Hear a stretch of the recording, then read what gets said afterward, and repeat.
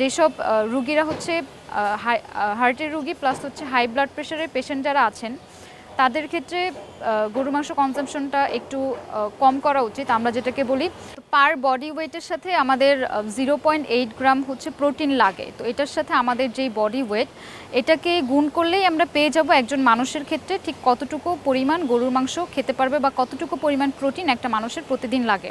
তো আমরা কোরবানি যেহেতু আমরা 3 বেলায় সব বাসায় গরু মাংস খাওয়া হয়, একজন সুস্থ মানুষ প্রতিদিন 3 বেলা 90 গ্রাম 90 গ্রাম 90 গ্রাম করে, অর্থাৎ 3 নং 27 270 গ্রাম প্রোটিন বা গরুর মাংস সে খেতে পারবে।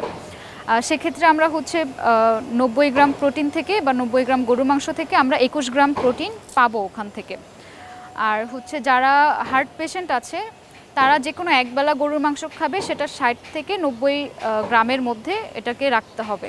যাদের হচ্ছে আয়রন ডিফিসিয়েন্সি বা লো আয়রন থাকে, এরা যদি ইনস্ট্যান্ট আয়রন বা ওনাদের যে আয়রন ডিফিসিয়েন্সি প্রবলেমটা যদি সর্ট আউট করতে চায়, এটা গরুর মাংসে অনেক হেল্প করবে এক্ষেত্রে। আর হচ্ছে যাদের অনেকেই বলে যে ওনারা ব্রেইনি হতে চায়, মানে কোনো কিছু মনে থাকে না পড়াশোনা করতে গেলে, তো তাদের জন্য হচ্ছে গরু মাংসে এক ধরনের প্রোটিন থাকে কোলিন প্রোটিন, যেটা হচ্ছে আমাদের ব্রেইনে নিউরো ট্রান্সমিটার হিসেবে কাজ করে। তো গরুর মাংস খেলে আমরা ওই নিউরো প্রোটিনটাও কোলিন প্রোটিনটাও পাবো গরুর মাংসে। এছাড়াও জিঙ্ক আছে, সেলেনিয়াম আছে, ভাইটামিন বি কমপ্লেক্স আছে, যেগুলো হচ্ছে আমাদের পুষ্টি ঘাটতি সব অংশে পূরণ করে। আর হচ্ছে যারা ওজন বাড়াতে চায় তাদের জন্য এই সময়টা অনেক বেশি কার্যকরী।